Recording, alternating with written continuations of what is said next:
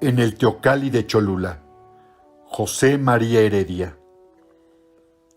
Cuánto es bella la tierra que habitaban los aztecas valientes. En su seno, en una estrecha zona concentrados con asombro, se ven todos los climas que hay, desde el polo al Ecuador. Sus llanos cubren a par de las doradas mieses las cañas deliciosas. El naranjo y la piña y el plátano sonante, hijos del suelo equinoccial, se mezclan a la frondosa vid, al pino agreste y de Minerva al árbol majestuoso. Nieve eternal corona las cabezas de Iztaccíhuatl purísimo, Orizaba y Popocatépetl, sin que el invierno toque jamás con destructora mano los campos fertilísimos.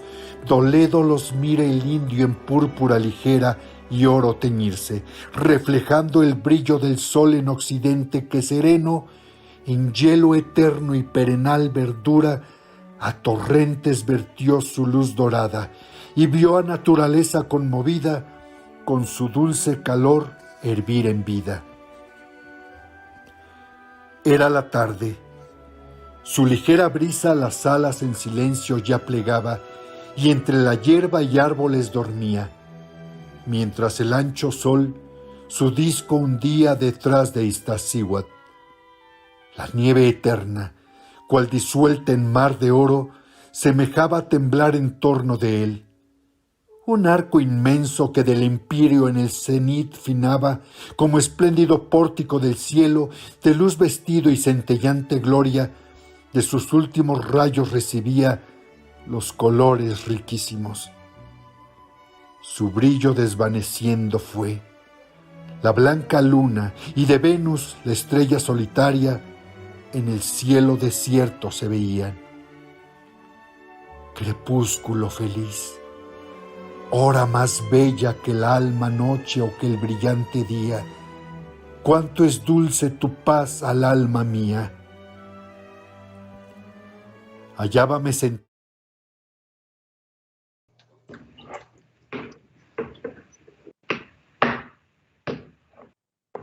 Buenos días a todos, bienvenidos. Buenos días a todos, bienvenidos a nuestro seminario de estudio sobre subjetividad y corporalidad, que es uno de los dos seminarios que el seminario de antropología filosófica, filosofía de cultura y fenomenología de la Universidad Autónoma del Estado de México tiene este año. Esta es nuestra primera sesión. Quisiera comentar al principio un poco sobre la dinámica de este seminario, de estos seminarios, y luego ya daremos paso a nuestra sesión. Quisiera pedir a todos, si alguien no tiene la cámara o el audio apagado, que lo hagan, por favor. Y comentarles que este seminario se contempla como una serie de ponencias magistrales que se celebran de forma mensual y virtual a través de las redes de la universidad, en los que vamos a tener oportunidad de encontrarnos con investigadores jóvenes y no jóvenes, pero pujantes en todo caso, de pensamiento joven, que exponen sus trabajos relacionados de forma amplia con la fenomenología, subjetividad, corporalidad. Así como pueden ver en el cartel que se difundió en redes sociales, tenemos programación hasta enero y pues prontamente sacaremos programación para el segundo cuatrimestre.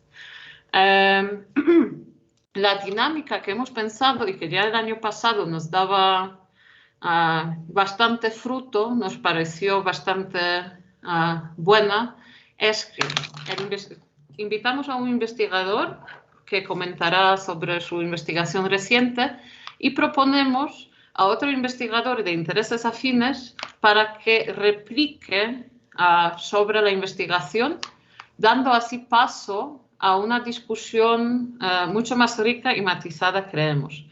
Así, tenemos mucho placer además de ir juntando de alguna forma investigadores que ya se conocían o no se conocen, pero se leen y tenemos oportunidad de un bonito debate.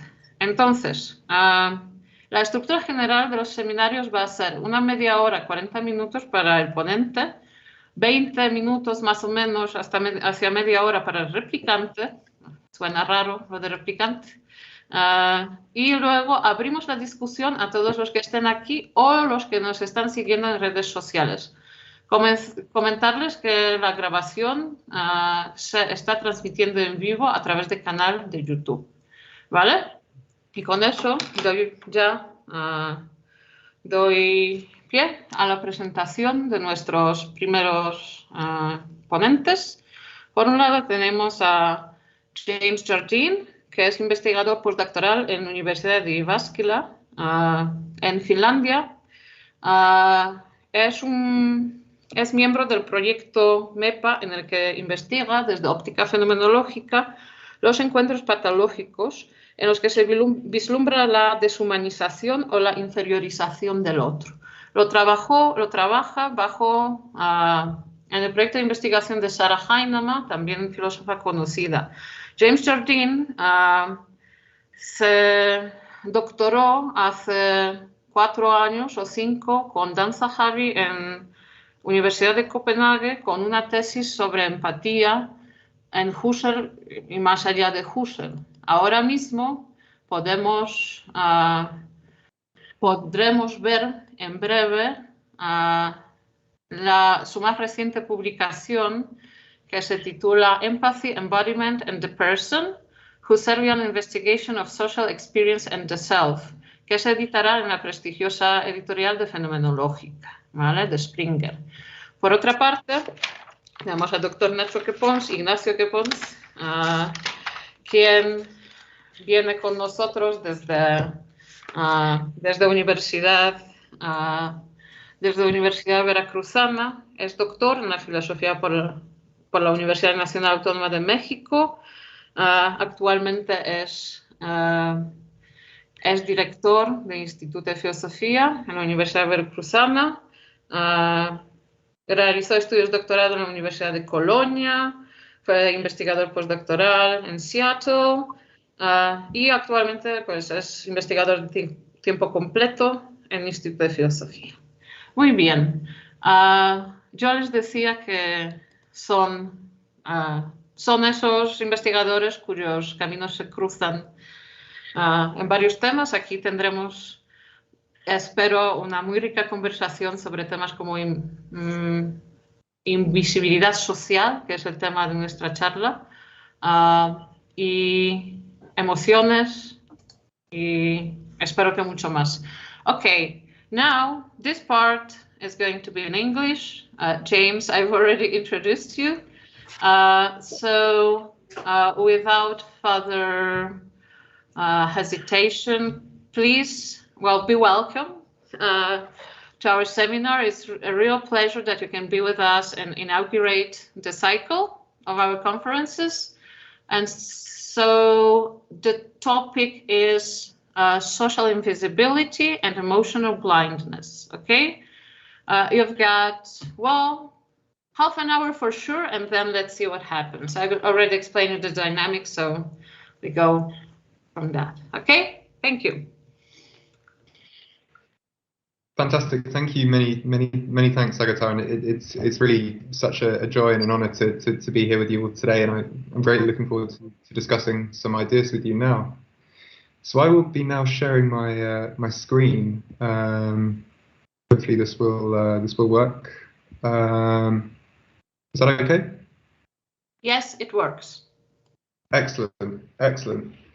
And what I'll be doing today is in fact reading out a paper which I published last year in an edited volume entitled "Perception and the Inhuman Gaze." I was originally planning to be presenting some new material in this presentation, but But I've decided just in this last week, really, that the best thing to do would be to go with this paper, because I think it presents the material in a way which I think is the clearest I've got so far. But these issues are ones which I've been continuing to work on and think about. So I would be very happy to discuss to go into some further details about further ideas that I've been developing later on in the Q&A. Okay, so the name of my paper is Social Invisibility and Emotional Blindness. And I begin with a passage here from James Baldwin, in which he writes that he didn't know what this is from a television interview from 1960, where he talks about how he doesn't know what white people see when they look at black people in America anymore. But as he writes, I do know that I realized when I was very young that whatever he was looking at, it wasn't me. It wasn't me. It was something he was afraid of. It was something to which he was attracted, or which he found repulsive. But it wasn't me. I was not a man. The unsettling, humiliating, and often threatening experience of feeling oneself invisible before the gazes of other people in one's social world, succinctly captured in the above excerpt from a 1960 television interview with the African-American novelist and essayist James Baldwin, but still today routinely lived through by some members of social minorities and other historically or contemporarily oppressed groups, has obvious potential as a theme for collaborative efforts between social theorists and phenomenologists. The present chapter proposes one way of approaching such a collaborative engagement, drawing in particular upon three authors who offer detailed analyses of social visibility and its potential pathologies: Axel Honneth, Frantz Fanon, and Edmund Husserl. The specific phenomenon will first be located by way of Honneth's account of the manner in which social invisibility becomes manifest, namely in behavior that expresses an attitude of non-recognition towards other persons immediately present. As we shall see, Honneth ultimately suggests that the recognitive dimension at issue here, which is to say what is conspicuously absent in invisibilizing social interactions, involves patterns of bodily expression that convey a positive and context-appropriate emotive or emotional attitude towards the other person. Accordingly, his account implies that affect plays an essential role in enabling us to see others in an affirmative or recognitive, rather than merely cognitive, fashion, such that it is the presence of certain affirmative emotional expressions that conveys to others their social, rather than merely literal, visibility. While this emphasis on the effective preconditions of social visibility strikes me as promising, in the second part of the chapter, it will be suggested that Honneth's account of social invisibility, rather than social visibility, is limited by its sole focus only on those cases where a mere lack of emotional responsiveness to others is present. For, as thinkers such as Fanon and Baldwin emphasize, one's invisibility before others becomes manifest primarily in those cases where one witnesses the emergence of actual and, more specifically, dehumanizing emotional responses to one's perceptual presence. While the essential relationships holding between perception, valuing, and emotion remain largely unexplored in the work of Honneth and Fanon, the third part of this chapter will consider these relationships phenomenologically by drawing upon Husserl's unpublished writings on affect and social experience. As Husserl's fine-grained analyses show, our emotive responses to perceptually present others are lived as embodied and evaluative attitudes which target others in their perceptual presence, and simultaneously as ways in which we see others as having new forms of affective and axiological significance. Moreover, I will suggest that the form of non-recognition involved with social invisibility can be understood as a specific and accentuated manifestation of a broader danger implicit within affective life that I will term emotional blindness. My account of this phenomenon draws upon Husserl's discussion of what he terms blind or inauthentic emotional responses, that is, cases of affective intentionality that evaluatively construe their intentional object in a fashion that is responsive more to certain preconceptions or associative horizons than it is responsive to the object, the matter concerned, as it actually documents itself in our experience. More specifically, it will be suggested that the inhuman gaze, which provokes a sense of social invisibility, typically manifests an instance of emotional response, be it fear, disgust, or sheer indifference, that is blind in this sense. In other words, I will argue that the manner of looking that conveys to others their social invisibility, or what could be termed an invisibilizing gaze, is infused with affective construals that, while sometimes partially corresponsive to social perception and understanding, are contaminated by associative configurations that lead the gazing person's feelings astray. Section 1, Social Visibility and Invisibility. Honnet's examination of the phenomenon of social invisibility occupies a key function within his broader attempt to establish and motivate a systematic recognition theory. That is, a reinvigorated form of critical social theory that is sufficiently responsive to the psychological, normative, and political significance of mutual recognition between persons. In this broader philosophical framework, Honnet proposes three basic varieties of social recognition or acknowledgement, or anerkennung. First of all, love and emotional support within intimate personal relationships. Second, respect for each individual's basic dignity as enshrined in reciprocally accepted legal rights. And third, shapes of social esteem or solidarity that are capable of valuing a diversity of specific identities and attributes, rather than privileging the self-understanding of dominant groups. Before going on to argue that participating in a nexus of social relationships that embody these three forms of recognition is a necessary precondition for identity formation and social freedom. Moreover, Honnet contends that it is not only in their presence that such relationships of recognition affect human life, but also in their felt absence. That is, socialized human persons possess a repertoire of moral expectations, delineating the kind of recognition they expect from others. And if their actually experienced social relationships frustrate their recognitional expectations, Honnet argues, they will often desire and feel inclined to individually or collectively demand the transformation of those relationships.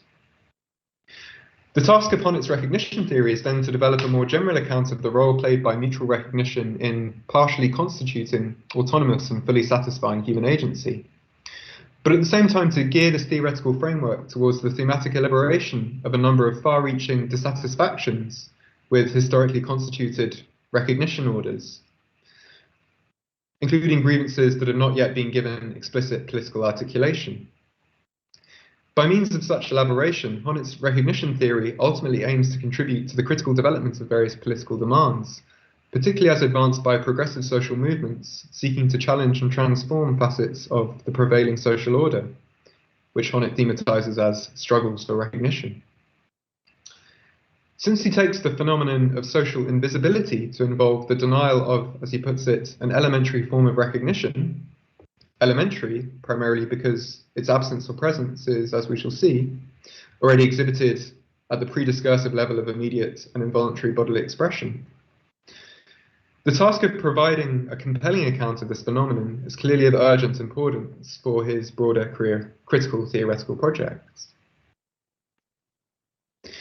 In order to convey a preliminary sense of the opposed phenomena which his analysis of invisibility seeks to clarify, Honnet gives an initial priority to first-person descriptions of one's own sense of social visibility or invisibility, a choice that is presumably based upon his belief that these two social conditions, that is, social visibility and social invisibility, leave a deep impression on the persons they afflict, with one's own social invisibility being something lived through in a particularly visceral manner. Accordingly, Honnet writes that to be socially visible involves living in a social world in which one's interactive relationships with others permit a stable sense that one is affirmed or accorded social validity with respect to the role of a specific social type. This can be helpfully contrasted with the experience of one's own social invisibility, which Honneth describes as non-existence in a social sense. The socially invisible person repeatedly suffers the humiliating experience of encountering others who fail to offer any visible acknowledgement that she or he is someone enacting a specific social role, or even that she or he is a human subject tout court. Honneth's prime example of such invisibility is the first-person narrator of Ralph Ellison's novel Invisible Man, an African-American man who feels himself rendered invisible by the near-constant and ritualized manner in which white Americans look through and actively and publicly fail to see him as a person. Referring to the distinction between love, respect, and solidarity as three forms of recognition analyzed in his more systematic works, Honneth suggests that social invisibility in this sense represents a primitive form of disrespect, inasmuch as it involves a peculiar kind of non-recognition that refuses to acknowledge the basic humanity of the other person. However, this mode of disrespect clearly differs from more overt forms of disrespect or dehumanization, in that it does not involve the active denial or deprivation of a person's basic rights.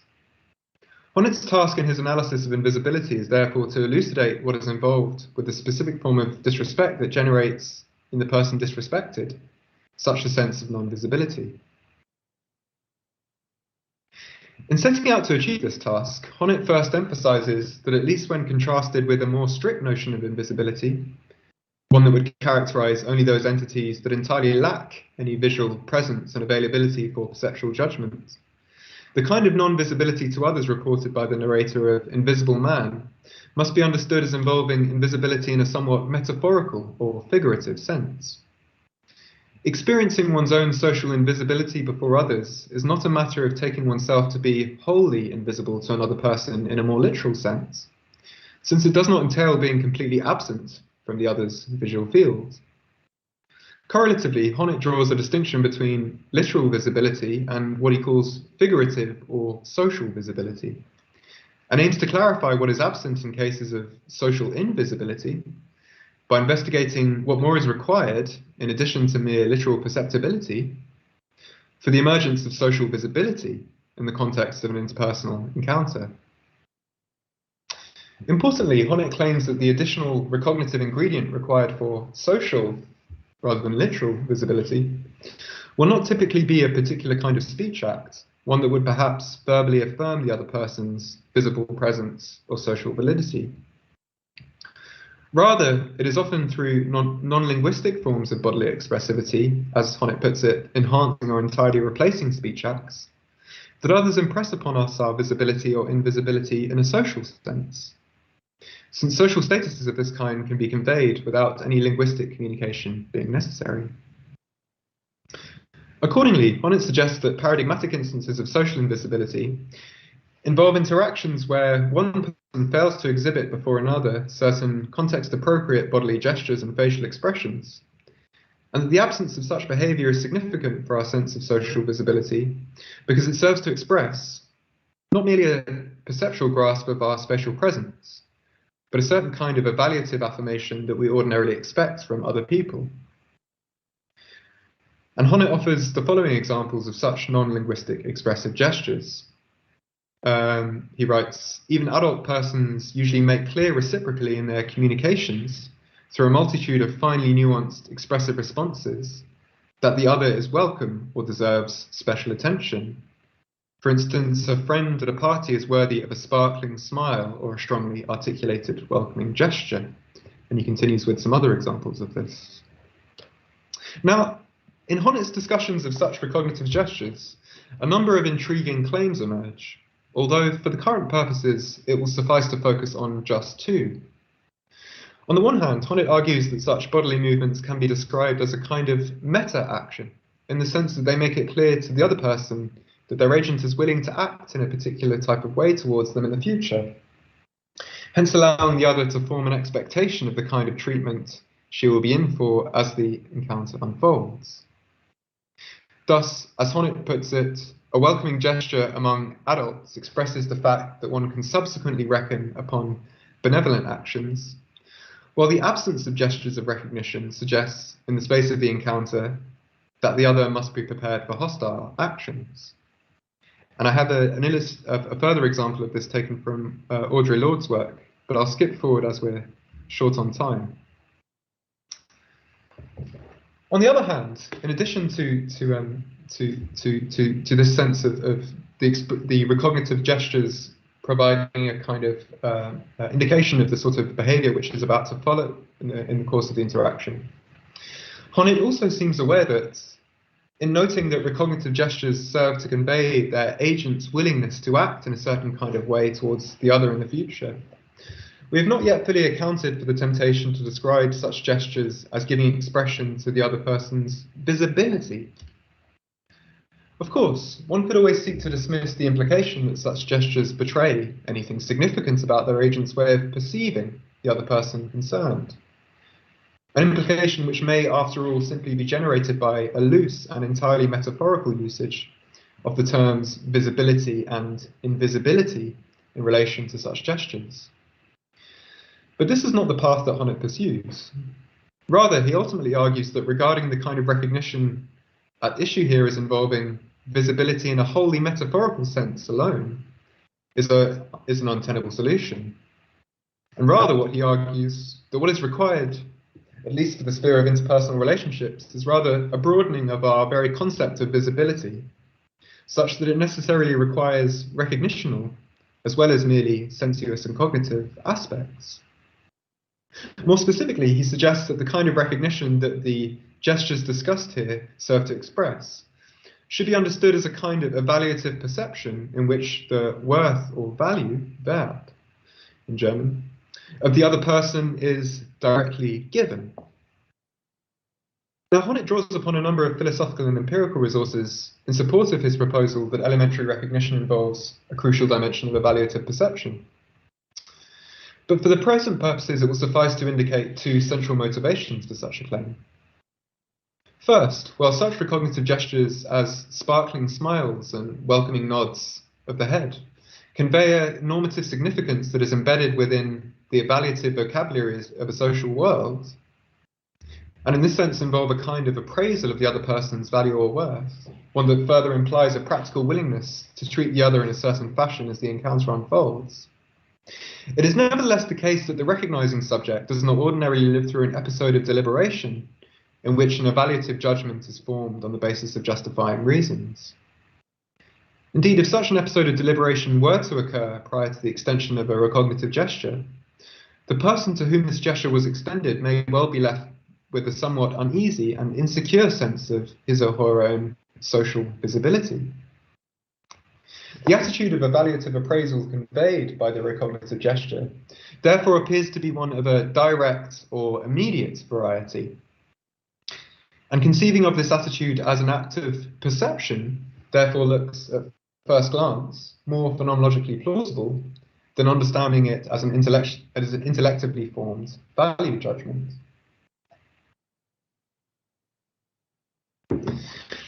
Now, in later sections of this paper, it will be suggested that a more detailed phenomenological analysis of the experience of the recognizing subject can allow for a further development of this line of thought. But let me now mention a second motivation for Honneth's suggestion that elementary recognition constitutes a form of evaluative perception, one that draws more upon the perspective of the subject who is deprived such recognition. As Honneth puts it, for the affected persons in particular, their invisibility has in each case a real call. They actually feel themselves not to be perceived. However, perception must mean more here than it does in the concept of seeing, that is, of identifying and cognizing someone or something. This thought can be spelled out by reconsidering Lorde's depiction of a mother who is frightened by the museum guard's pale blue eyes staring at her and her children as if we were a bad smell. It is difficult to avoid the conclusion that, to paraphrase Baldwin, for those who become the target of a gaze of this sort, whatever it is the gazer is seeing, it isn't them. That is, the guard's way of looking is so intimately bound up, at least for the persons to whom the stare is directed, with the construal of the mother and children as base or repulsive, but it seems plausible to stipulate that from the mother's point of view, the guard's attitude appears to render him unable to see, in a quite literal sense, what or who is there before him. Let me now briefly take stock of some of the central Honetian claims regarding social visibility and invisibility highlighted so far. For Honnet, our sense of our own social visibility is something vulnerable to the expressive significance manifest in the gestures and facial expressions of the other people with whom we interact in concrete social situations.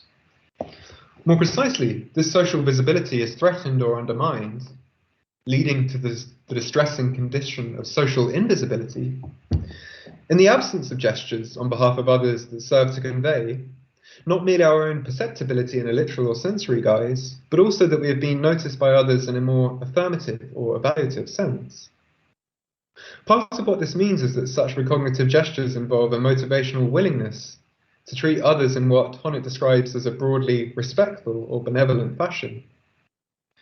The fine-grained practical or meta-practical significance of such gestures being dependent upon the specific interpersonal context and the type of gesture extended. But they also serve to convey a particular kind of evaluative stance on behalf of the recognizing person, a stance which is not typically a matter of predicative judgment, but which rather shares the immediacy and receptivity of perceptual experience. And this brings us to the second section of my talk, entitled Social Invisibility and Affect. While I take Honnet's essay on invisibility to offer a number of interesting and potentially insightful claims concerning the phenomenology of social visibility and invisibility, it strikes me that one of the most intriguing suggestions that emerges in his discussion is one that he does not explicitly develop in this text. Namely, at one point, Honnet suggests that recognitive gestures serve to convey a certain kind of affirmative evaluation of the persons to which they are extended, at least in part because they are typically experienced as expressive of a certain kind of emotional stance, one which is held by the recognizing subject and directed towards the other person. As Honnet writes, whether someone smiles lovingly or merely greets one respectfully, whether someone extends his hand emphatically or merely nods his head in a benevolent way, in each case a different type of emotional readiness to engage morally with the addressee is signalled with the expressive gesture. While Honnet does not really expand on this remark, one way of understanding it would be to surmise that while the recognitive gesture most directly expresses what the recognitive gesture most directly expresses is an effective evaluation of the other person in one or another form. And that this emotional stance is furthermore immediately intelligible to the person recognized as having motivational consequences, namely as eliciting in the recognizing subject a desire to treat them in a fashion that is morally delimited by the positive evaluation contained within the interpersonal emotion in question. Now, in the next section, I would argue that phenomenological analysis of affective experience lends support to the thought that our emotional responses to others contribute an evaluative component to perceptual experience, and that this can help clarify Honnet's suggestion that affect plays a crucial role for sustaining a sense of social visibility in concrete social interactions. But it will first be necessary to consider the implications of this suggestion for our understanding of the central phenomenon under consideration here, namely social invisibility.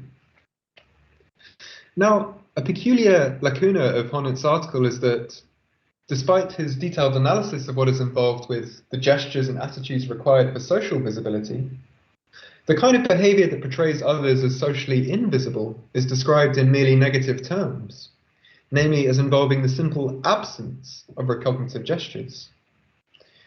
Yet if we attempt to take seriously, and indeed further elaborate, Honnet's suggestion that social visibility is conveyed through emotionally saturated bodily expressions, then the possibility emerges that invisibilizing activity involves some kind of deformation of a person's affective sensibility as regards certain others.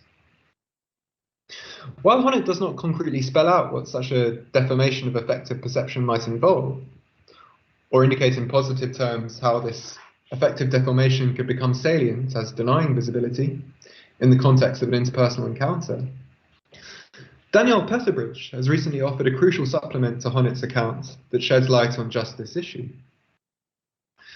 So as to offer a more detailed and concrete analysis of social invisibility, rather than just social visibility, Petherbridge draws upon an expansive body of writings that address and articulate the lived experience of being perceived in a racializing manner. In such cases of invisibilizing perception, the perceiver conveys through their embodied gestures and movements to the other person perceived that they are seen as racially other, that is, as instantiating a racial identity constructed and sedimented in the social imaginary of a dominant group, with which the perceiver themselves will typically identify. Moreover, as authors such as Ellison, but also Fanon, as well as Toni Morrison, Alia Al-Saji, and George Yancey have illustrated, the invisibilizing force of various racializing perceptual habits is paradoxically intertwined with their tendency to impress upon the other group a highly accentuated form of essentializing visibility, such that racializing social encounters are often characterized by a kind of dialectic of invisibility and hypervisibility.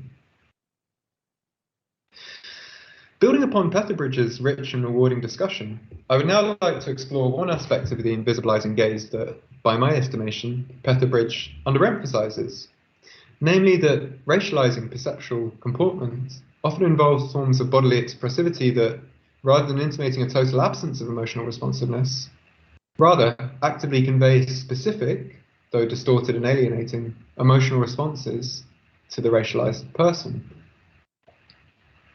For instance, in Fanon's famous account of realizing that his being for others was unrecognizably distorted through the various racist interpretations permeating his embodied presence in colonial French society, a pivotal role is played by the evident fear and aversion that his bodily appearance elicited in white French people.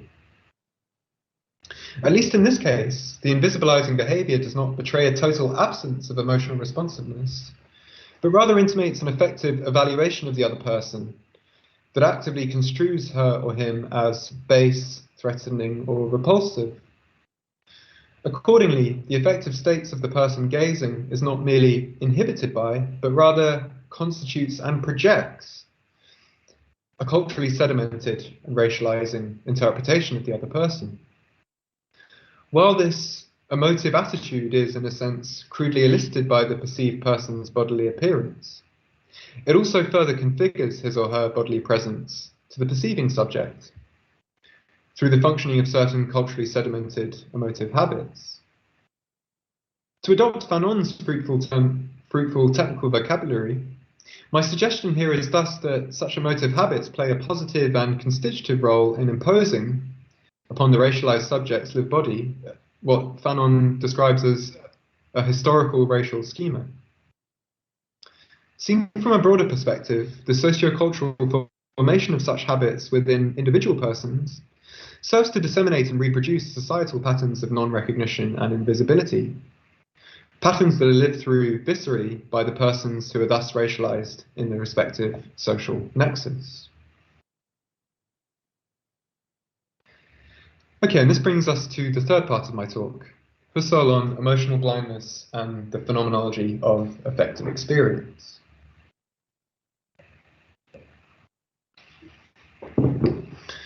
In the previous section, it was suggested that in a number of cases, invisibilizing modes of behavior, as well as visibility enabling recognitive gestures, possess a recognitional or, in some cases, non-recognitional significance, partially because they give expression to certain affective states. In the remainder of this chapter, I would like to focus on just two issues raised by this thought. First, an obvious question to be raised here is whether emotions can indeed be regarded as playing the role that I, following Honneth and Fanon, have suggested we might ascribe to them. That is, the question here is whether emotions can really function as immediate, non-deliberative, and even quasi-perceptual interpersonal evaluative stances. stances that are both intentionally oriented towards other people in our current perceptual field, as well as being ways in which we experience those others as having a certain kind of value or axiological significance.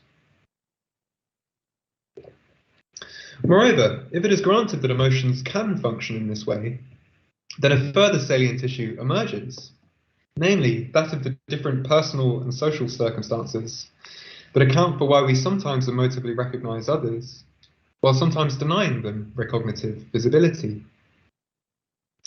In this dual assessment of the plausibility and explanatory implications of the suggestion that an elementary form of recognition can be located in certain kinds of interpersonal affect, I will now turn to Edmund Husserl's work on the phenomenology of emotion. Now, while the emotions cannot be regarded as a major theme in Husserl's phenomenological philosophy, detailed analyses of emotional experience and its relation to value and valuing can be found in such texts as Logical Investigations and Ideas 1, as well as in his research manuscripts and lectures. Rather than offering here a detailed overview of the issues and problems addressed by Husserl in these writings, my aim will rather be to indicate certain claims that I find particularly insightful and salient for the concerns of this talk. Now, Husserl's writings on affective experience seek to investigate whether, and in what sense, a person's emotional state might constitute a distinctive form of evaluative attitude, one that is typically directed towards and targets worldly matters, including other people and the subject's immediate perceptual environment. Furthermore, like the kind of evaluation that Honneth finds implied in the significance of recognitive gestures, Husserl argues that emotional valuing or emotive valuing enacts a peculiar kind of subjective activity that needn't involve, but rather offers an important starting point for evaluative thinking. But this emphasis on the non-intellective character of emotional valuation does not imply that such experience is devoid of all intentionality or intelligibility. Rather, our emotive responses involve a pre-theoretical experience of things, people, or worldly contexts as valuable, or in some cases disvaluable. An experience that is phenomenologically akin to sense perception, but that also introduces novel forms of felt evaluative significance that do not emerge at the level of perceptual experience in the strictest and most literal sense. For Husserl, then, the commonplace intuition that emotions are frequently intentional states, that is, states of mind that relate to matters external to the emotion itself, and which also construe those matters in a particular way, is a thought that gains considerable support and confirmation from phenomenological analysis. Moreover, his phenomenological studies of emotional life can be regarded as significantly clarifying and deepening this thought, to the extent that they claim to unearth and investigate an evaluative mode of perception that, they argue, is both constitutive of and unique to emotional experience. As Husserl summarizes one of the key findings from his research manuscripts, when I am angry, when I am passionately agitated by the loathsomeness of a person's way of acting, then the seeing of that person's loathsomeness resides precisely in the affective agitations themselves, and in the ray of attentiveness turning towards the person that passes through such agitations. And this is a passage from Husserl's only very recently published manuscripts on feeling and value, emotional value, in his Studien zur Struktur des Bewusstseins. While I'm unable to comprehensively illustrate this here, I take it that Husserl's exploration of the evaluative content of emotional states, as well as his explorations of their complex intertwinement with perception, including the perception of other people, a theme with which Husserl was much occupied and which also emerges in his writings on the emotions, have much to contribute to our understanding of social visibility and recognitive modes of affect and perception. For instance, beyond illustrating that and how the emotions introduce a complex and internally differentiated evaluative component into our direct experience of other people, Husserl's analyses also explore the role embodiment plays in emotive valuing. Ultimately, he suggests that a number of lived bodily processes and activities experientially contribute to our effective evaluations, and that they transform and enrich the evaluative significance that the matter emoted has for us. Accordingly, it seems to me that Husserl's writings can be of significant import in further clarifying the relationships that hold between embodied gestures of recognition, emotive valuing, and perception. Moreover, Husserl's work also sheds light on some of the background conditions that enable the emergence of socially visibilizing, as well as socially invisibilizing, modes of behavior in concrete social interactions. Particularly relevant here is Husserl's distinction between what he calls authenticity and inauthenticity in the emotive sphere, or to employ terminology that Husserl occasionally uses, between feelings that disclose value intuitively, or Wertanschauungen, and a certain kind of blindness that can afflict our emotions. To illustrate this distinction, we can consider two different examples of interpersonal affect that Husserl himself discusses.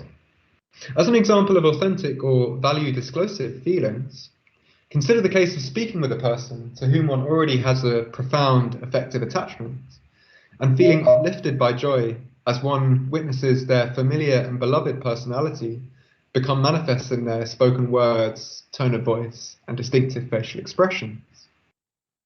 In this case, we can say that our feelings of affection for the other person, and our joy at being in their presence, find a certain kind of fulfillment in what is currently perceptually given to us. Here, what we like about this person is not merely taken for granted or anticipated, but rather given to us in the other's bodily comportment. Now, this can be contrasted with modes of affective valuing that are inauthentic or blind, in the sense that they assume an underlying interpretation of their intentional object that lacks any grounding in our experience of the concrete matter in question. Rather than finding experiential fulfillment, such feelings rather rest upon an implicit belief or preconception that relates their concrete objects to others with which it is passively associated, as putatively belonging to the same generic kind. One example offered by Husserl of feelings that are blind or inauthentic in this sense is a situation where one dislikes someone simply because she shares a name with a particularly unappealing fictional character. As Husserl writes, "What can poor Eulalie do to change that I once read a novel in which a monstrous woman was called Eulalie?" As this example illustrates, while our emotional responses to other people may be lived through as offering an intuitive sense of their value or disvalue as individual human beings, there may well be presumptuous associative apperceptions or intentional elaborations at play in this emotive valuation that lack any grounding in actual familiarity with the specific person concerned. And this is also a point which Merleau-Ponty makes very elegantly in Phenomenology of Perception. These inauthentic elements of our emotive reaction to the person will draw upon a general and typifying affective sense of other people, one that may be fed by fictional and historical narratives, as well as reinforced by certain emotionally salient and socially propagated images. Now, while Husserl more often describes emotional attitudes that are particularly determined by such associative prefiguring as inauthentic or inadequate, he occasionally describes them as blind modes of affective intentionality. Emotions are characterized by blindness in this sense when they project a pre-predicative appraisal of an intentional object, one that is motivated not by what the object has actually shown itself to be, shown itself experientially to be, but rather by a sense of the object that is passively configured through its association with other, real or imaginary, objects familiar to the emoting person. In applying this vocabulary to the problematic of social visibility, it seems to me inevitable to concede that not only much invisibilizing and alienating social behavior, such as the racializing forms of aversion discussed earlier, but also many cases of positive recognitive response, such as friendliness towards strangers, are characterized by a degree of emotive inauthenticity or blindness in this Husserlian sense. However, it seems to me promising to further develop Husserl's conceptual distinctions by proposing that racializing modes of affective perception are characterized by a specific, accentuated form of emotional blindness, insofar as they involve a style of affective articulation of the other's perceptual givenness, namely a sustained reset of culturally sedimented emotive habits, that essentially distorts the other's embodied presence through effectively associating it with various demeaning, and in some cases animalizing, myths and images. Accordingly, Husserl's analyses of emotive inauthenticity, as well as his reflections on its habitual motivational and social circumstances and on the modes of engagement through which we can relinquish, potentially, our emotional prejudices, may significantly contribute to our understanding of the functioning and genesis of invisibilizing perceptual and emotive habits, and of effective strategies for interrupting them. Okay, and so now for the conclusion of my paper. In the first and second parts of this paper, it was suggested that a person's sense of her own social visibility is something that can be undermined when other people's non-linguistic bodily expressions repeatedly convey to her that while she is in some sense present in the other's visual field, she is not being noticed in an emotionally affirmative fashion. As we saw in the second part of this chapter, this claim can be further developed by appealing to authors such as Fanon, who emphasize that particular kinds of emotive reaction project an image of the embodied self that is distorted by various racist and racializing preconceptions, images, and stories. In the third part, we saw that Husserl's work on the emotions can lend a degree of phenomenological credence to the thought that emotions can function as a kind of immediate evaluation of other people that are perceptually present to us. An evaluation that allows us to directly experience such others as having evaluative significance. Husserl's analyses, then, serve to further solidify Honnet's intuition that loving smiles and respectful nods of the head convey a kind of immediate and effective valuation of us in our perceptual presence to others. Finally, it was suggested that developing a Husserlian concept of emotional blindness may be of aid in clarifying the conditions for the emergence of the kind of deformed emotional response generative of social invisibility. Thank you. Yeah, thank you, James. We cannot clap here enough, but yeah, thank you for your talk. I think it's good timing, actually. So let us now go with the reply, the answer from Ignacio, and then, well, you can engage in debate, and we will be slowly also participating after that. Nacho, it's your time. James, could you please stop sharing the screen? I think it will. Yeah, okay. It's just the same arrow you pressed before. Great. Yes, exactly. So, right. Ignacio, the floor is yours. Okay, thank you very much. Well, first of all, thank you for inviting me to this extraordinary experience of discussing with James, which is a scholar I admire, I have to confess. I follow his papers on emotions in Husserl, which is a topic I am very interested into as well. And well, my response, so to speak, this is very official, you know, the response. Well, I have basically two questions. First, my first question is something regarded specifically to the, well, better to say, I want to address my first question to the whole proposal of the paper, which is this topic on social invisibility, which I have also to say that this is like, well, my opinion, cutting edge research is something that very recently is started to came into consideration in phenomenological studies. And actually, as long as I know, Husserl himself didn't go in this direction. Nevertheless, it is very, very interesting and fruitfully, like the way James is like taking Husserl in order to address these problems in this context, especially with regard to Axel Honneth. However, well, this is my first question and problem. I want to understand better this topic of invisibility, and well, what I am like playing a little bit the devil's advocate. It's not precisely my perspective, my personal opinion. This is what I want to say, but I find from a phenomenological point of view a problem, or something that perhaps it is a problem. What could be the difference between this invisibility what I am asking is, what is the difference between this invisibility?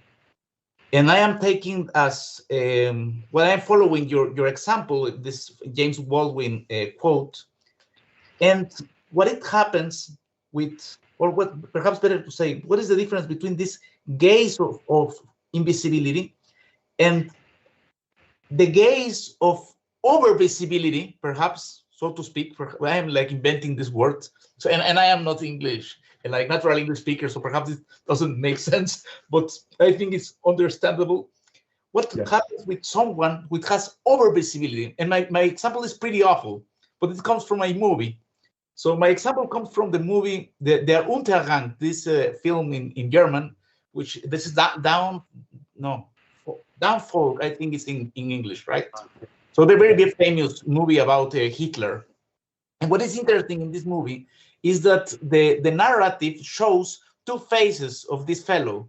So the Führer and Adolf, from the point of view of someone which is attached to him because she works like an assistant, and she's like a normal German person which somehow got involved with the Nazis until the point she is the personal assistant of Hitler. And well, the movie follows her account. Well, it is not Hitler's story, but her story. And she says something in the movie, which is, you know, it is something like it were two different persons. It was Hitler, the Führer, she says, the Führer, and Adolf, which is the person I knew. And the movie shows some faces where Hitler seems to be more like a human being, which is like very, very hard to understand. I am experiencing this sort of gaze of invisibility. I struggle to consider Hitler a person, actually. Yes. However, this movie has this precisely this perspective. So what if we like I don't know, make this effort to consider the human part of someone, which is very, very complicated or difficult for many of us to consider as a person. In a way, it seems to me that happens more or less the same in different contexts, because just as James Baldwin says, what I struggle to see is that person. And it happens with other people, and unfortunately there are people, especially politicians, that I have to confess I struggle to see them as persons. They have that, but what is interesting here is that it happens exactly the other way around. It's not because they are like, they suffer social invisibility, but perhaps they have a over visibility that affects us in a way that we struggle to consider them as persons, either in the sense of a positive account of them. Perhaps, I don't know, people that admire, I don't know, whoever, Mahatma Gandhi or whoever. So, and they like have a over appreciation of these persons, and they are unable to see them as persons also in other ways that perhaps may like confront this perspective. So what I wonder, what is if there is a difference of this is like two faces of the same phenomenon, I have the impression that it's not exactly the same phenomenon. Precisely, and this is the second part of my intervention. The topic of Hornet is this anerkennung, the recognition, is not the recognition of the person, which is interesting because in the case of the quote of Baldwin, there is a very interesting ambiguity because we don't know what he means with these words like they are not seeing me as James Baldwin or seeing me as a human being. Well, if we are more familiarized with Baldwin, he refers to him as a human being, but also as a human being as precisely the human being that I am. So it's very, very personal. He's speaking of his very experience of being the Black American he was. So precisely him. He's not speaking about all the Black people, but what about his concrete experience. However, when you take this into the discussion about social visibility, there is perhaps a difference or a problem, a struggle between what we may consider or recognize as dignity of the other person and the person that James Baldwin is, for instance, which is more or less the same case with the example I put into the table of Hitler. I struggle to consider him as a person because I think he's a monster. So, however, perhaps he was someone. So, before, how to say this? Like before this, like mask of the Führer, perhaps I have my doubts. There was a person. So perhaps there was a person that I have like a gaze of invisibility, this like gaze in this case of overvisibility, because the only person I can see every time I recall Hitler is the Führer. And I immediately think in the horrible things he did and not perhaps a kindful, I don't know, behavior that he had eventually with a child, for instance. Perhaps he had this, perhaps he even loved someone, his dog or whatever, but I struggle to consider him as a person precisely because of all these prejudices and horizons, affective horizons that contaminate your language, my appreciation of this person. Well, the second issue, I mentioned this distinction between the human person and the dignity is regarding your analysis from Husserl. I have, how I said, I really like it the way you use Husserl for discussing topics which are like very, very important and interesting for more people beyond the Husserlian like scholarship. Unfortunately, I'm a Husserl scholar, so I am very, very interested in Husserl. And then there is a difficult to me I am trying to understand the difference between Husserl uses several words for referring this intuitive experience of value. Sorry, I always struggle with this word. Wert. He uses Wertung, Wertanschauung, Wertnehmung, which is my favorite. So, and also, well, what is interesting in this case is that all these topics, especially Wertanschauung, which is like intuition of value, and Wertnehmung, which is I don't know how to translate that, perception of value or whatever. Yeah. So it's different than my question is this. There is a notion which is the normative expression, explicit normative expression of this Wertung, which is Willigung. I think it's approval in English. Yeah. So the moment of approval is essential for the authenticity of Wertung.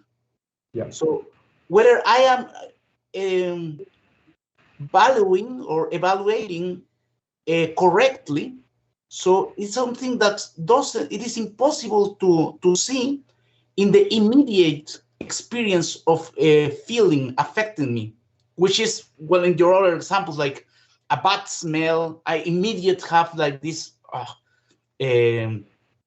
well, experience of I don't know, this is disgusting, and thereafter perhaps I can realize that the way I refer to someone, when I realize that the smell comes from a person, I might, according to Husserl, reconsider my expression of disgust and see, well, oh, Jesus, it really smells bad, but it is not correct to feel the way I feel. And this is the moment of Willigung, according to Husserl. The Willigung, the approval, is this moment when I approve or not the immediate experience of or emotional experience of value I have in a Wertnehmung. The problem is that Husserl, well, this Willigung appears in Husserliana 28 in the lectures of ethics, and also in the Studien zur Struktur des Bewusstseins. But for instance, even in the late lectures of ethics appears this topic of Willigung. But when he explores the best or better, the topic of Wertnehmung is in Ideas 2. And in Ideas 2, well, there is no this Willigung, but he distinguishes between Wertnehmung and consciousness of value. He calls it intuitive consciousness of value, which is the thematic, explicit realization of value. So opened, of course, by the Wertnehmung or through the Wertnehmung, but they not coincide. By the Wertnehmung, as you mentioned in the paper, might be blind. So might be just the pure feeling expression of value, which is nevertheless the original source of valuing. Without feelings, there is no possibility of experiencing valuing. Therefore, there is no possibility of realize the emergency of this normative dimension of the experience. The emotions are relevant. However, in contradistinction to other well, I don't know, philosophers that we may call perhaps emotivists, I will say Husserl is not emotivist. And that is not in this regard. It's not all about values. I mean, it's not all about emotions, but emotions through several layers of active synthesis, where this moment of approval come into consideration. And then perhaps, I don't know, my point is this: if the gaze of invisibility relies or is grounded in this or associative horizons, which are what provokes these blind emotions regarding someone else. What is what I cannot see? What I am not seeing is, I will say, their dignity or the person.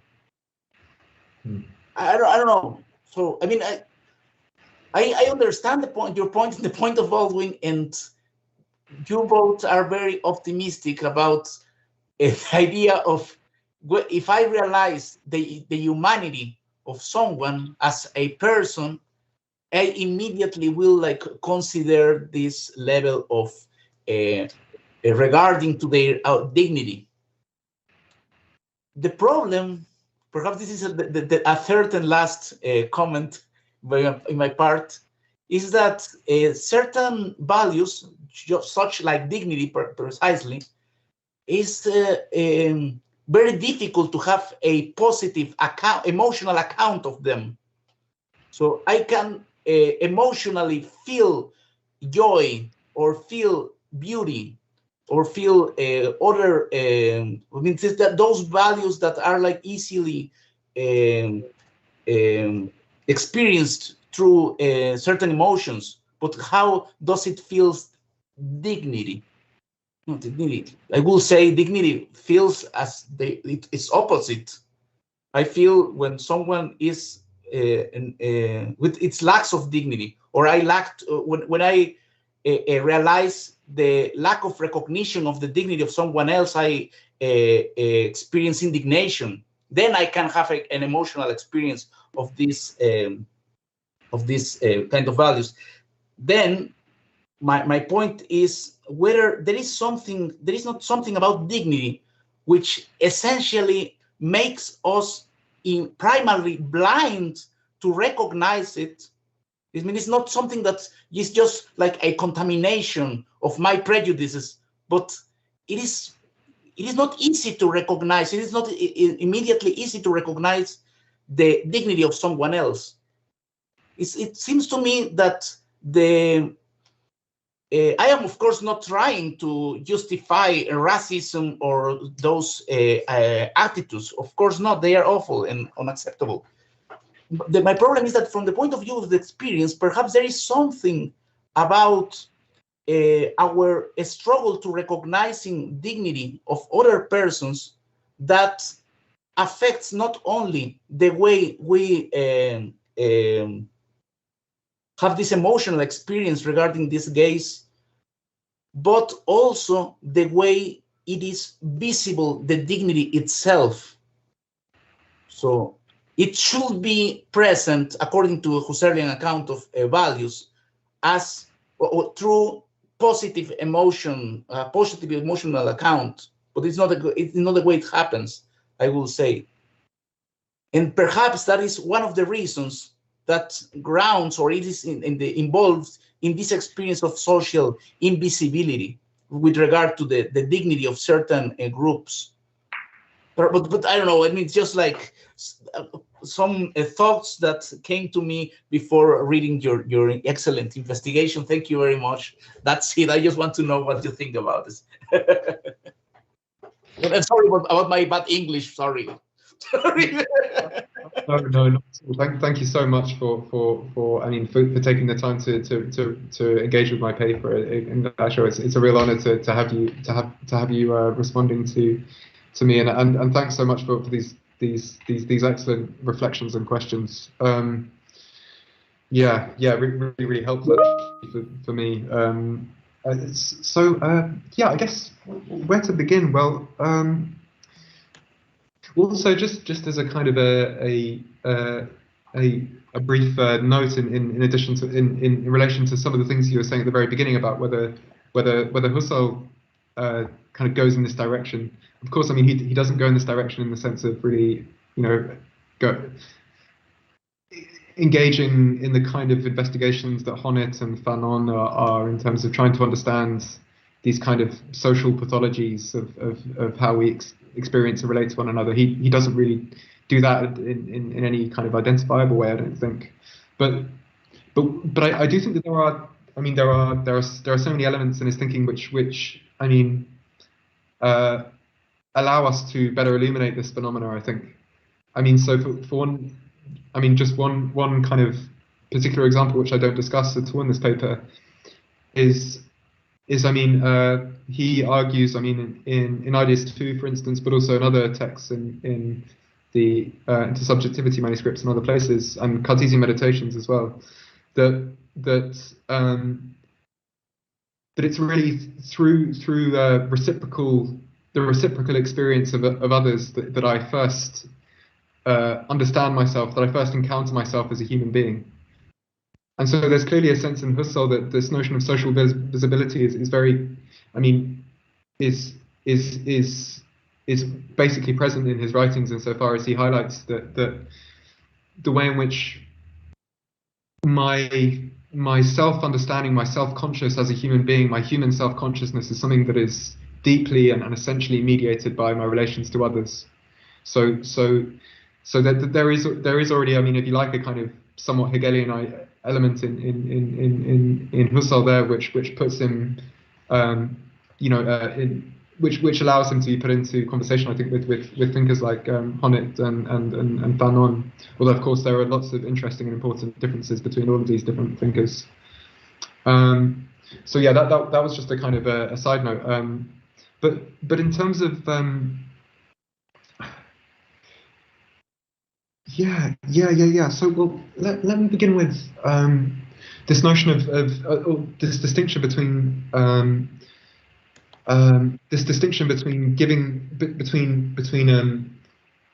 between the kind of racial invisibilization or dehumanization that I was looking at in the paper, and these other cases you were discussing, where it's impossible it seems impossible for us to really understand certain, people who have done abominable, terrible things as human beings at all. I mean, yeah, it's an extremely interesting point. I mean, I think one thing that I would say is that people who have done such horrific things, I think there is often a kind of in a way involved with their sort of, I mean, their kind of dehumanizing relationship to other people, their ability to treat other people and to think of other people as mere sort of like plagues or sort of dirt that can be wiped away. This variability is, I think, in many cases rooted in a sort of self-dehumanization, a process of self-dehumanization, where individuals attempt to sort of strip away their human emotional responses to other human beings. And I think ultimately that kind of project can only really be upheld through disfiguring and one's own kind of human social emotions and one's own sort of one's own bonds to humanity, basically. So that for me would be probably part of I mean, just a small part, but would be something to consider more in terms of trying to understand why we really struggle to comprehend these individuals as human beings at all, is because they have, in a sense, I mean, of course they remain human beings in some sense, but they have through a kind of concerted effort of dismembering their own emotional bonds to others, put on a kind of inhuman performance in a sense, and almost successfully made themselves inhuman. That would be one idea, and I mean, this is an idea, incidentally, which you can, I mean, which both Fanon and also Sartre explores a number of his writings at the time of the Algerian War, where he's kind of characterizing the sort of the kind of hardening mindset of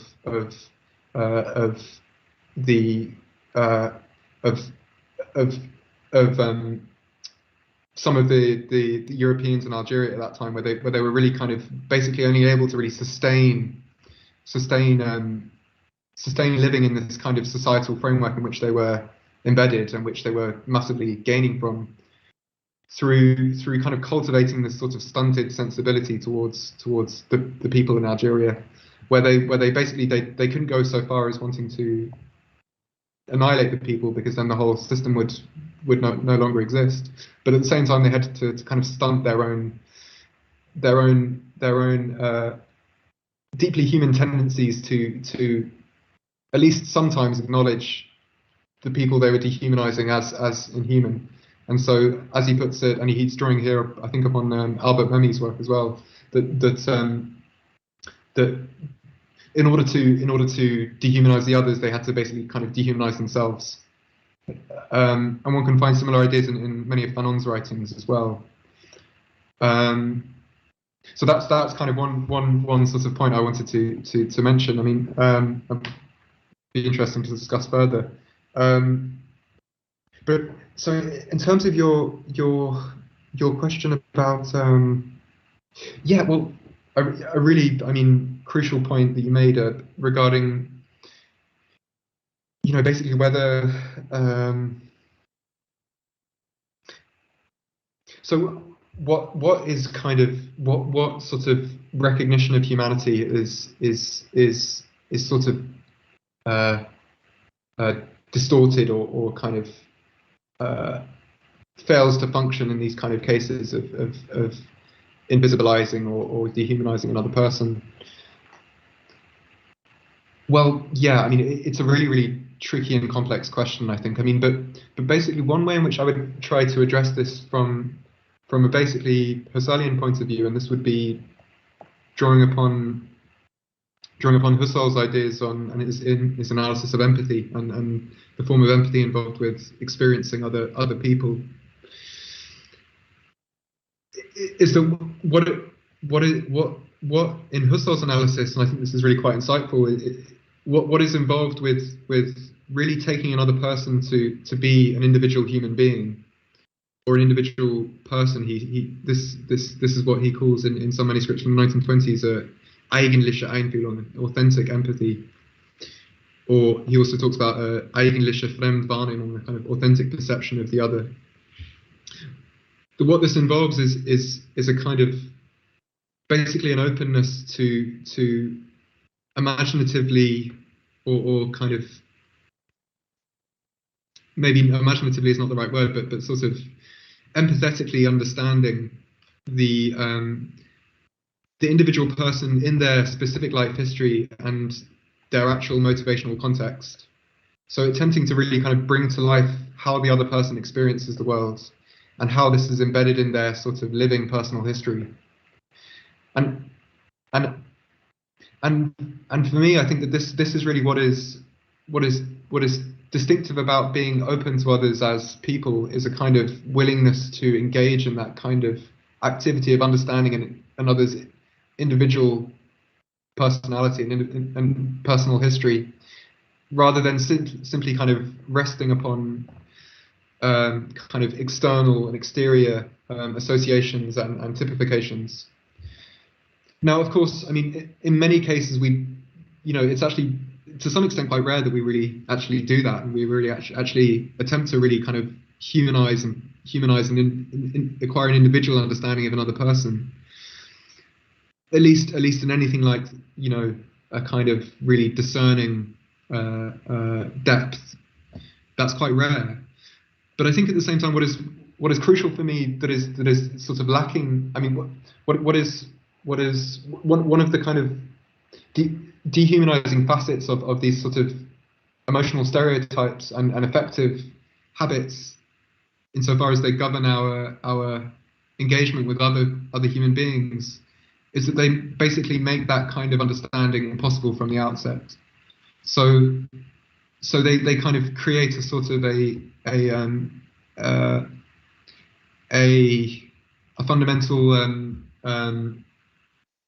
they basically seem, at least, to kind of rule that kind of discerning and understanding and individualizing relationship to the other person impossible a priori, because from the beginning there is this kind of a priori image, to use the kind of language that Sartre uses, or an a priori ideal of what the other person is, that is kind of that functions as a schema that kind of governs the understanding that plays out, namely a certain kind of stereotype or racial image.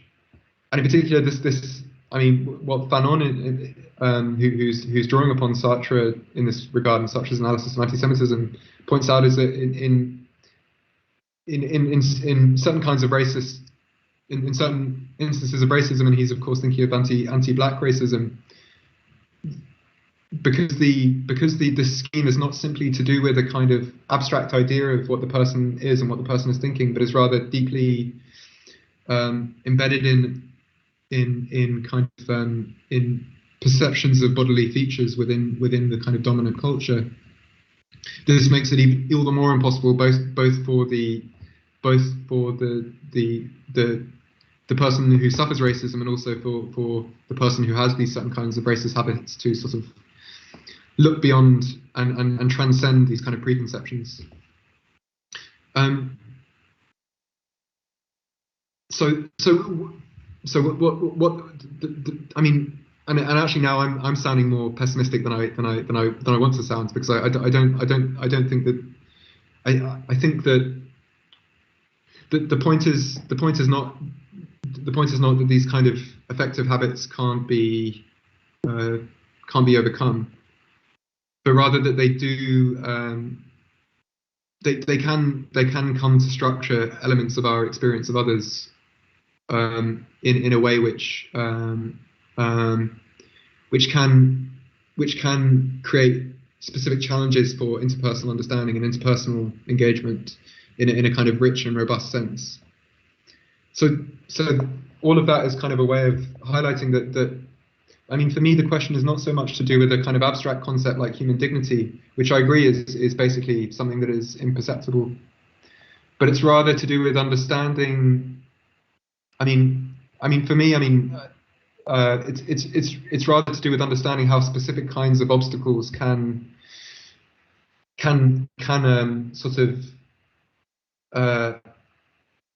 pose specific challenges to our ability to really relate to another person as a human being.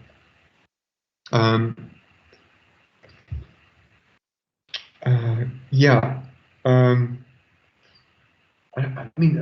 regard to this question of Billigung and normativity, I mean, I think that's really crucial, absolutely, to kind of Husserl's analysis of valuing, and his analysis of the way that we can the way that our emotions can take on a particular kind of rational form as agents who are kind of able to reflect upon and appraise our emotional responses and understand how they might be inadequate to the object.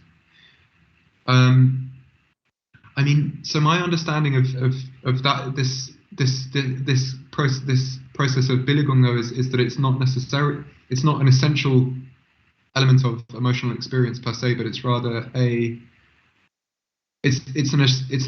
perhaps it's an essential feature of rational valuing, and this is not something that is completely distinct from emotion, but rather through Billigung and through a certain kind of reflective awareness of the limits of one's emotional valuing, that we can allow our valuing to take on a more rational form, but emotion is nevertheless the sort of starting point of all valuing for Husserl. So I mean, I think one of the formulations that he gives in these Jardine texts, which I like a lot, is that just as the true being of reality is not discerned, is not given through perception alone, but through a kind of self-critical thinking that builds upon perception, so is also what is truly valuable something that is only given to us and something that we only discern through a kind of self-critical thinking that builds upon our emotions. But emotions nevertheless play this role of giving us a kind of initial access to value, even as it is imperfect and kind of acquires a more discerning rational form through kind of evaluative thinking, evaluative decisions that involve elements of Billigung, of a kind of reflective appraisal of our emotions. And incidentally, I mean, I guess one could also think that in a way, I mean, comprehending precisely the way in which certain kinds of emotional habits that we pick up from our kind of social environment can inhibit our emotional valuing of others. I mean, that would also be a way of contributing, I think, to precisely our ability to kind of rationally value. It's precisely that kind of self-consciousness which is opened up through phenomenology that can also contribute to our kind of our ability to engage with value in a kind of more rational and discerning way, and that includes with regard to our relations to others. So so that's I'll stop now, but that was some thoughts which I had in response to your really excellent points. So many thanks for that again. Before may I say something very, very short? Yes. Very short. Okay. I promise. Well, first, regarding the Billigung, you know, what is less difficult to me to understand is that Husserl himself characterizes Billigung as a sekundäres Gefühl, he says. So it's emotional. And also, I don't think that reason and emotion are like, I don't know, separate. I will say that in their way, emotions for Husserl are rational. And perhaps this is what allows this, well, that the Willigung has this play in the consideration of values. I mean, when I realize that I am wrong by feeling immediately something like disgust at someone, it's not just a rational reflection on what I am feeling, but I feel bad about feeling what I feel, so to say. So this is more or less the sense of feeling, but perhaps I am the one I don't understand. But I remember that in Studien zur Struktur des Bewusstseins, Husserl himself characterized Willigung as sekundäres Gefühl. So it's not me, but Husserl who is saying this. The other very short thing I wanted to share is that I still think, and perhaps the problem is that you are a good person, you know, so you are very optimistic. You're very optimistic, and then you think that the better understanding of another person as a person immediately or corresponds to an positive attitude at that person. But I am not that optimistic, perhaps because I am not that as good person as you are. So Scheller, for instance, when he, perhaps one is the only phenomenologist, as long as I know, who speaks about the experience of cruelty. So Grausamkeit, actually Husserl himself has a manuscript in the Studien about Grausamkeit as well. Yes, Scheller and Husserl. What is interesting in the experience of cruelty is that in order to be cruel or dehumanize someone, if we follow Primo Levi, for instance, I have to recognize the highest level of constitution of that person in order to dehumanize him, to humiliate him. I cannot humiliate a stone because from the beginning I don't recognize it as someone with feelings, with emotions. So I can harm, this is bad, of course, I can harm a squirrel or a dog. It's bad, it's very bad, very bad. But the ways I can harm, I am not saying that I can harm a human person than a dog, of course not. It's different. What I'm saying is different kind of cruelties. Because the way I can be cruel with a person involves the recognition of the highest level of constitution of this person as a person. If I want to harm him or her, I want to hit at the very heart of his or her emotions, what matters to them. Not only, I just don't want to harm their body, but I want to harm their feelings, what they matter. I will harm their children, their family. So, because there are things that are emotionally relevant for this person. So when I am seeing is precisely this person and not my prejudices. I am not doing this to you because you are German or Mexican or whatever. I am making this to you because you are you and I hate you. You as the person you are, and as the person you are, I know what is important to you, and then I will screw you because I hate you.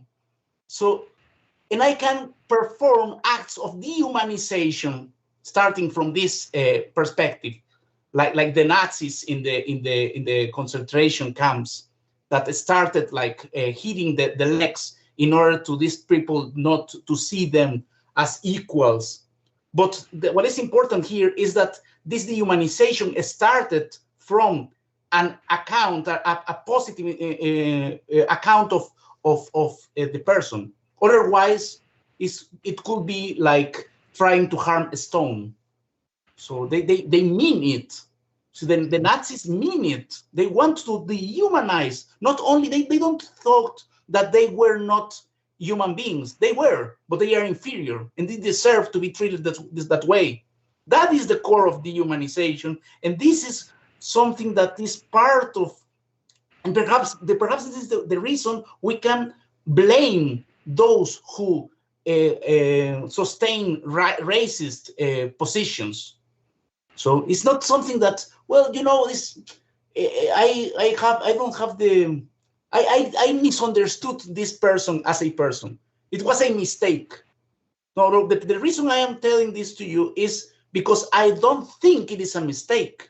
It's not a misunderstanding of a blindness, understanding this in this sense, which is I don't know, a risk of the position you are like suggesting. I'm not saying you are saying this, but it is a risk. The risk of considering dehumanization as a mistake, and this is not a mistake. They mean it. They mean it. It's something bad, and it's something that requires the constitution of the person as persons. Well, this is not the point. That's what I wanted to emphasize. That's it. Thank you. That's really hugely helpful. I mean, maybe I can just reply very briefly. I mean, I do completely agree with. I mean, I think that's a good analysis of cruelty from that Schillerian perspective, and it's actually, yeah, I need to look into that more because that's really relevant and interesting. I mean, but I also think, I mean, so the question then really is whether these kind of phenomena are really cruelty in that kind of sense, or whether there's something different. I mean, so whether this kind of dehumanization is the same kind of dehumanization that's involved with really trying to denigrate and destroy a person. And I don't know yet. I don't know yet, basically. I mean, I think there may be differences, but you may also be right. So it's enormously, for me, it's an open question. Yeah, let me pop in here before we continue. I'm really enjoying your optimistic / non-optimistic account. If there is anyone here that would also like to have a question or a comment, please raise your hands. Or you can write in Spanish or in English on the chat. The chat is on the right. And if not, I can pop in, or whoever feels like that. Okay, well, there is one question from Francisco Parra. I would like to give him the voice.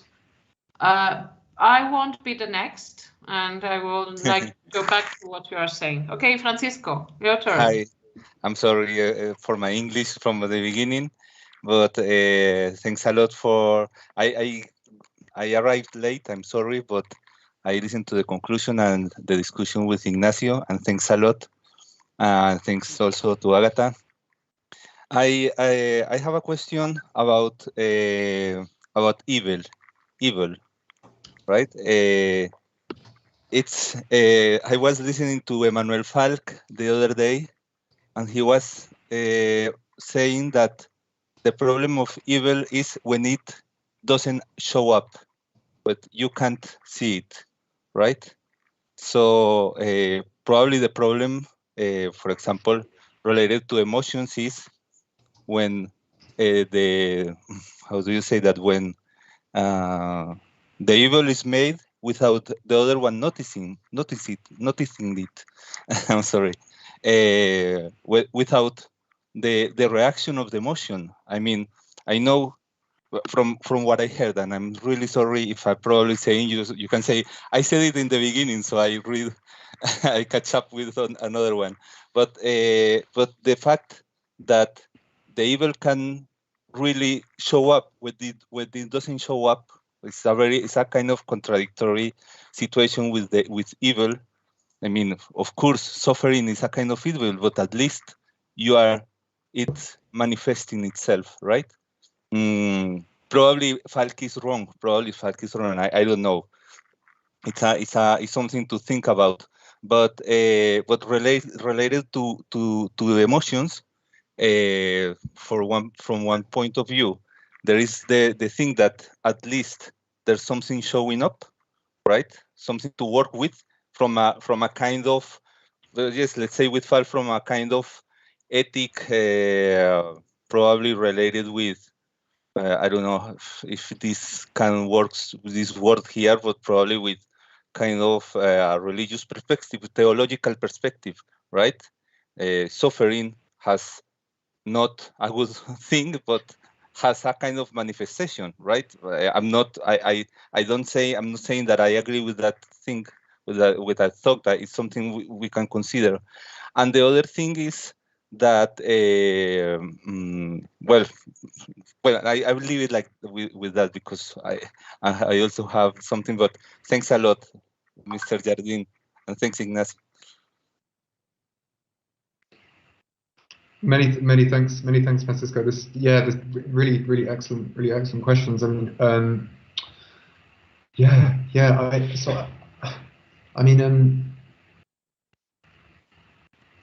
I guess I'm wondering. I mean, whether because I'm thinking. I mean, what kind of emotions are involved with understanding something as evil?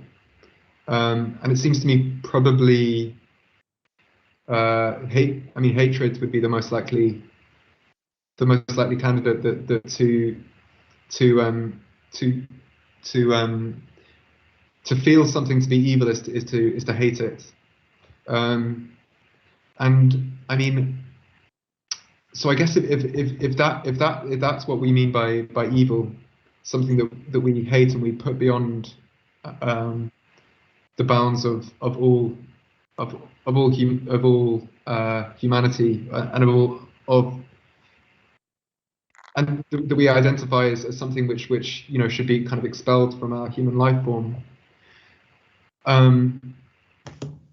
Well, I think that it may be that there are some things and some circumstances where that kind of attitude is correct and that attitude is necessary. Mm-hmm. But I think it's also like an enormously dangerous attitude as well, and that's something that I worry about with the very notion of evil. I mean, I think in many circumstances it seems, particularly when it's applied to things like institutions and states, who we want to just expel from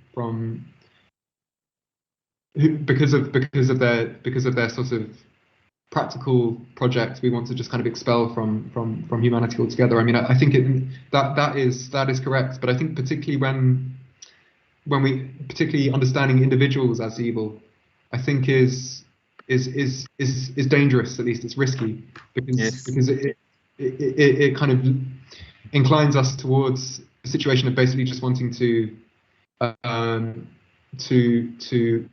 denigrate that person and in a kind of almost fashion treat them as some kind of demon or monster that has to be expelled from our realm. And of course, I mean that is a very that is a dangerous attitude to have. So I mean, I don't necessarily have a problem with evil. And I think that in some circumstances, I mean, it's I mean, hatred is quite an appropriate emotion, I think, but it's also very dangerous. There's also plenty of dangers attached to it, I think. Yes. Yeah. So thanks. No, it's a really interesting point of discussion. Thanks to you. I wonder. Thank you. Yeah. Okay. I wonder if Ignacio wants to respond to that as well. No. Okay. More questions. Okay. Well, let me pop in here. Thank you, James. Thank you, Nacho. I think that, well, the talk was great. It's, well, there are some, I really like your writing. So there are some people that were made read, that were obliged to read your papers here in this group. But I think that you and Nacho just kind of unfolded the problematic, like the dimension of the problem is what is at stake in the process of dehumanization, invisibilization, and all these things. How does it start? So whereas I do understand Husserlian reading of Nacho, Well, why is it important? It is important because we have to be able to assignate responsibilities, yes? So everyone, is everyone guilty in a way of being racist / ableist? That's more my, let's say, focus, misogynist or any other ist, okay? Or they are imputable, they can be called into account only if there is a reflexive attitude of me hating you and doing you wrong. Okay, and this is a problematic question because you know that there are maybe from feminist perspective, there is a very debatable account of microaggressions, yes, micromachism, yeah, which is something that allegedly the perpetrator is unaware of, but still it hurts in a way women, yes. Well, mansplaining can be, well, it's not that micro, I hate it. But anyway, so there is a wide range of attitudes, and defining what is properly constitutes a dehumanization act will enable us to judge it ethically. So I think it's a very important topic, and personally, I really like your account on emotions, and I would say Nacho and James as well. Whereas I haven't read Husserliana 43. I'm just wondering if it doesn't unfold in a sense in the dimension of pre-reflective and reflective. Maybe it's too simple, and I don't want to be too simple there. But you know, there is a difference in just living through something, a joy or I don't know, a fear, yes. And the other thing, very different, is acknowledge that, ascertain that it has place. See, like some children. And children are a good example because children kind of, you know, are very spontaneous and sincere, and you can see all the cultural sedimentations like on the right on the surface. Yes, they are easy to read. So they are afraid. They are afraid of, I don't know, disabled people or people with disabilities. They are afraid of people of color because something, you know, and it's not kind of.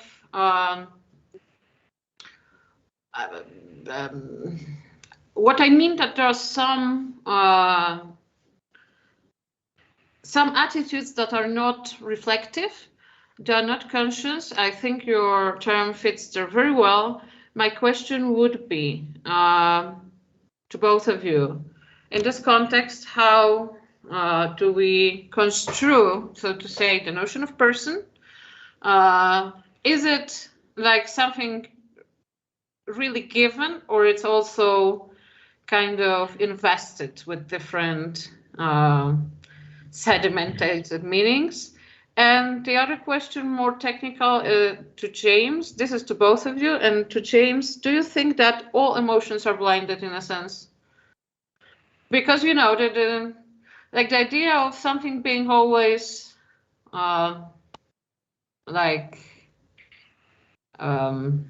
ingrained, built in a wider context, and maybe influencing there. So maybe, well, this idea of blinded emotion is applicable to almost everything, don't you think?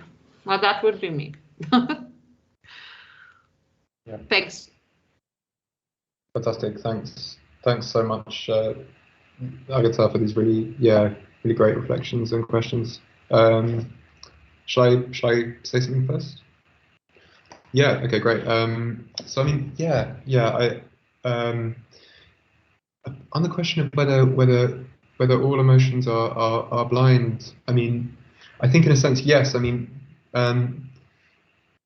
because, well, I mean, perhaps we can kind of we can think of extremely unusual emotions which wouldn't be such as an emotion which would be kind of just a feeling of joy at a kind of a sort of a color that appeared to us or something like that in a particular kind of in a room where a color was beautifully lit up and we experienced joy, pure joy at this color, just in its kind of beautiful colorfulness. I mean, that would perhaps be a kind of in a case of an emotion that didn't involve some element of blindness or inauthenticity. Because the basic, I mean, one way of sort of elaborating, at least I think a crucial aspect of what Husserl means by these sorts of inauthentic or blind feelings is that when an emotion is oriented towards a particular kind of object, then just as only certain aspects of the object appear at this point in time, just as the perception of the object is perspectival, so is also the object, not the emotion is not simply directed towards the appearing profile of the object, but rather towards the object as a whole. And so to that extent, it always points beyond what is currently given to us. And so perhaps in that sense, there is a kind of a sort of at least with any emotion that is sort of oriented towards a sort of a perceptual object, an appearing object, or a more kind of complex phenomenon such as a person or a culture or a social institution, which are much more complex than simply just a material thing appearing in space, then there's always going to be these kind of empty horizons which the object kind of which our emotion somehow relates itself to implicitly. So it kind of assumes that it has a grasp of the object which goes beyond what currently appears to us at any point in time. And Merleau-Ponty puts this, I think, very well when he writes in the Phenomenology of Perception that whenever I say that I know and like a person, I relate myself to a kind of indefinite ground that transcends what I know of them. And so particularly, it's much more radicalized, I think, with regard to emotions that are related to other people, because people are such complex historical, experiential, infinities, that to have a kind of an emotional appraisal of another person is always going to have an element of inauthenticity or blindness to it. It's always going to have to take something for granted, or at least to be open to being kind of corrected and refuted in the ongoing course of our understanding. So that's what I would say about this question of emotional blindness, and sort of further explicating it further. I mean, one other really interesting feature though of Husserl's account of this in this one manuscript in the Studien text, where he's discussing the distinction between authentic and inauthentic Gefühle, is he explicitly says there that it's not simply the kind of the blindness or the sort of, so the kind of the inauthenticity of our feelings is not simply just about the fact that the kind of underlying perception that they are founded upon is inauthentic, but there's also a further dimension of inauthenticity that can be involved with our feelings, insofar as when our emotional sphere has acquired certain kinds of habits and associations, in a sense it kind of creates the underlying object to which it relates to. So it's not simply just something that is kind of in a very simple way founded upon a presentation, but it also kind of goes some way towards configuring what it's founded upon. And I don't know if he ever actually really comes back to and expands upon that thought, but I think that's a really interesting idea as well, which kind of is relevant to this question of kind of how certain emotions can come to kind of transform and distort our experiences, that to some extent emotions can, Husserl seems to suggest in this manuscript, can also kind of create or kind of reconfigure the very underlying object that we perceive. as it's perceived by us. Okay. Yeah, I get it. Yeah. Nacho, do you want to hit me? Come on. No, of course, never. Well, I am like, it is a very difficult question. And the problem with emotions in Husserl is that usually he, well, with the only exception perhaps of this Studien zur Struktur des Bewusstseins, there is not an explicit treatise on emotion by Husserl, and he never published a explicit treatment of emotions, with some exceptions. I mean, if you remember, when he comes up with the problem of emotions in logical investigations, what he is addressing is not emotions, but intentionality. And he is wondering whether there are several types of intentionality. Then comes the need of addressing the problem of emotions, of intentionality, or when he's speaking of emotions in Ideas 2, is more or less the same thing. He is trying to explain the structure of noesis. Well, the thing is that what I will say is more or less also this case of examples. In Husserliana, the first paragraphs of Husserliana 31, which is the complement, no, complements, no, it's not the word, Ergänzung Band, the complementary volume to the Husserliana 11 on synthesis, passive synthesis. Well, this is important. His example of the active synthesis is emotions. So he starts speaking about emotions then. Because, and why is active synthesis? Because he, according to his account, we already have constituted a object of which is that where, well, the object of our emotions, or to what we are emotionally attached, is already constituted. Okay. Then Husserl starts like describing how it happens with how it is constituted, the emotional act as an act, but according to the same like dynamics of the genetic phenomenology. And this is not a claim Husserl says with regard to emotions, but in general, every active synthesis, every act after a certain time becomes to the passive, becomes passive. So it comes to the passive sphere. So in several respects, we are either unattentive to something that is still happening. I am not aware, or no, I am not attentive. My awareness. Yeah, it's complicated to explain this in English when you have this all the conceptual framework in German. But something can be the attention to the emotions that is happening in the present, or other thing can be that you are not any longer feeling this emotion. So, however, it remains in the past. Well, it remains in the stream of consciousness, and also remains. This is what is important for the case we are discussing here, is that what remains is not only the lived experience, but also I think is accomplishment, the Leistungen, what is the result of these lived experiences. The accomplishments are still there, but in a passive dimension that constitute a affective horizon, as I would like to refer to this. Husserl, for instance, in Ideas 2, just once speaks about Gefühlshorizont explicitly. In Studien, he speaks of Gefühlshintergrund, so for speaking of this dimension of experience. Then, of course, they could become passive, and actually most of the cases we don't, we live in a, so to speak, in a flow of emotions where they come and then depart and then come again. And when they come again, we realize that there were the emotions we already felt in the past.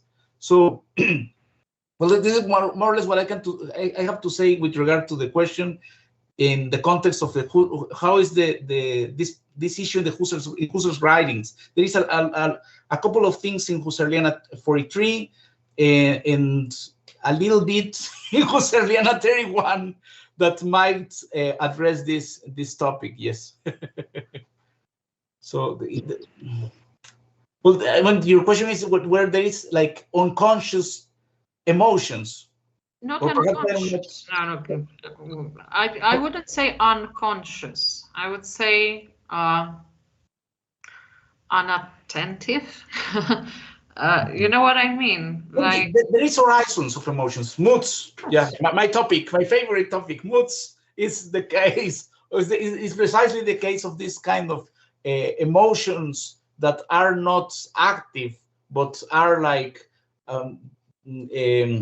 conforming a surrounding atmosphere, which is related to the way I feel, but they are not active intentions. No, but they can be active. It's just they're not like affirmed. They are the second step you mentioned. Possibly. Yes. It's just, you know, I know if you go on the walk and suddenly a big dog comes out, do you need to affirm the fear or the surprise that happens in this kind of situation? But I don't know. I'm still not clear on that. Guys, we are 4 minutes behind the schedule. We can keep talking. Maybe our group is a bit tired. What do we do? I should, you know, please let me know. I'm not in a rush. I can stay for a bit longer. I mean, it's getting a bit late here now. It's 9 o'clock, I guess. Okay, then let me do one thing, because we are on live, online, let's say. I will end the transmission and then we continue. Great. Okay. I will need to say in Spanish then a few words. Bien, entonces muchas gracias a todos los asistentes. Espero que les haya gustado. Esta primera sesión ha sido en inglés. No todas serán en inglés. La próxima, para la que tenemos a Horacio Banega y a Teresa Álvarez, se celebrará el próximo 12 de noviembre. Así que quienes estén interesados están muy bienvenidos. El tema será más de metodología, pero espero que les interese igual. Muy bien, muchas gracias a todos y pueden quedarse. Nosotros vamos a quedar un ratito más discutiendo, pero no queremos abusar de la amabilidad de los que nos proporcionan los medios. Okay.